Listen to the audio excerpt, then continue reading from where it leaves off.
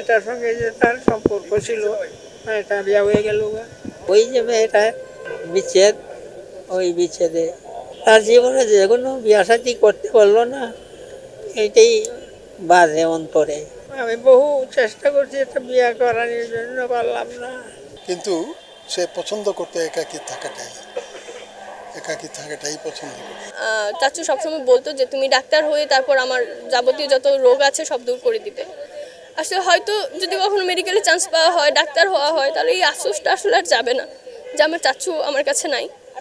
ওনার অনেক স্বপ্ন ছিল, ওনার নিজেরও স্বপ্ন ছিল উনি ডাক্তার হবেন। আসলে তারপর হচ্ছে কপালে অন্য কিছু লেখা ছিল, আসলে সৃষ্টিকর্তার অন্য কিছু ইচ্ছে ছিল, যার কারণে উনি আর ডাক্তার হতে পারেনি। তো আমাকে নিয়ে উনি সবসময় বলতেন যে তুই যদি ডাক্তার হোস তাহলে আমার স্বপ্নটা হয়তো পূরণ হবে, তুই আমার কাছে থাকবি সবসময়, আমার দেখাশোনা করবি।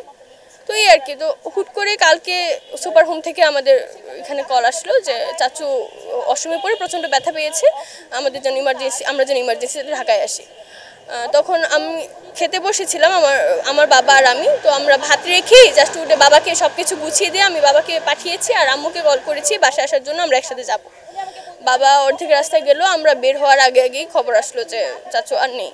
আমরা সত্যি কথা বলতে পরিবার তো কখনো মিডিয়ার সামনে এসে কথা বলার বা ভালোবাসা দেখানোর কোনো প্রয়োজন ছিল না। মিডিয়ার সামনে অনেক ভক্ত আছে, অনেক মানুষ আছে, আমরা পরিবার থেকে সব সময় ওনার সাথে যোগাযোগ রেখেছি। এটা মিডিয়া সব সময় মানে ক্যামেরার সামনে যেটা দেখে সবসময় এটাই প্রকাশ করে, আমরা ওইগুলো নিয়ে খুব একটা কথা বলি না। যে হেলাল হাফিজ আসলে সবার, শুধুমাত্র পরিবারের বা আমরা রক্তের এটা কোনো কথা না, হেলাল হাফিজ সবার। তো আমরা পরিবার থেকে অনেকবার চেষ্টা করেছি, আমি আমার পরিবার, আমার আব্বু উনিও লেখালেখি করেন, উনিও একজন লেখক। তো সবাই আমরা অনেকবার চেষ্টা করেছি, আমার আম্মু অনেকবার ঢাকায় এসেছেন এবং চাচুকে বুঝিয়েছেন। ওনার যে আশেপাশে মানুষ যারা আছেন, ওনার যে দেখাদেখি করতেন সুপার হোমে, রূপম আঙ্কেল, ওনার সাথে বসে, তারপর আমাদের অনেক চাচুর ফ্যান্স ফলোয়ার ছিল, ওনাদের সাথে বসে আমরা অনেকবার চেষ্টা করেছি চাচুকে বোঝানোর যে আমাদের সাথে চলো। অনেক তো থেকেছো একা একা, এখন শেষ সময়টা যদি পরিবারের সাথে থাকো হয়তো তুমি কিছুটা সুস্থ হয়ে যাবে, হয়তো বার্ধক্যজনিত কারণে যতটুকু অসুস্থতা আছে সেটা তো থাকবেই, বাট মানসিক যে একটা শক্তি, একটা শান্তি, তুমি একটা মাস আমাদের সাথে থাকো, যদি তোমার মনে হয় যে পরিবারের সাথে তোমার থাকতে খারাপ লাগছে, তোমার একাকিত্বই বেশি ভালো ছিল, তুমি আবার চলে যাও, আমি নিজে গিয়ে তোমাকে দিয়ে আসবো।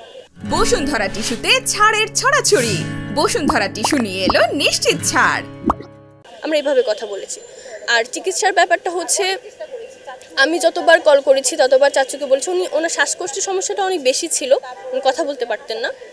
তো আমি যতবার কল করেছি আমি ওনাকে বলেছি যে চাচু আমি ঢাকায় আসি, আমি তোমাকে হসপিটালে নিয়ে যাই, আমি নিজে থেকে তোমাকে চিকিৎসা করে যদি তুমি একটু সুস্থ হও তারপর আমি রেখে আবার চলে আসবো। কিন্তু উনি কখনোই এই অনুমতিটা আমাদের দেননি, কখনোই দেননি। যে তবুও যখন লাস্ট টাইম অসুস্থ হয়েছিলেন, পিজি হাসপাতালে ভর্তি ছিলেন, এইবারের আগের বার যখন ছিলেন তখন ওনার বার্থডে ছিল, 7ই অক্টোবর আমি এসেছিলাম, আমাকে না করেছিল তবু আমি জোর করে এসেছিলাম। তখন আমি কথা বলেছি এবং নার্সদের সাথেও ডাক্তারদের সাথেও অনেক কথা বলেছি, উনি এটাই বলেছে যে এখন আগের থেকে অনেকটা ভালো। তারপরও আমরা এই সময় অনেক চেষ্টা করেছি, মানে আমরা চেয়েছিলাম হসপিটাল থেকে সরাসরি আমরা ময়মনসিংহতে নিয়ে যাব, গিয়ে আমাদের বাসায় তুলে ফেলবো, কিন্তু আসলে চাচু এই অনুমতিটা ইদানি বলেছে যে শেষ সময়টা আমাকে একটু সময় দাও, আমার কিছু ব্যাংকিং কাজ আছে, কিছু ঢাকায়, যেহেতু ঢাকায় আমার কেন্দ্র, আমি এগুলো শেষ করে তারপর আমি তোমাদের কাছে চলে যাব, শেষ সময়টা আমি তোমাদের সাথেই থাকবো, তখন তুমি আমার যত্ন করো, আমাকে মুখে তুলে খাইয়ে দিবে, ঘুম পাড়িয়ে দিবে, তুমি তো আমার একটা মা।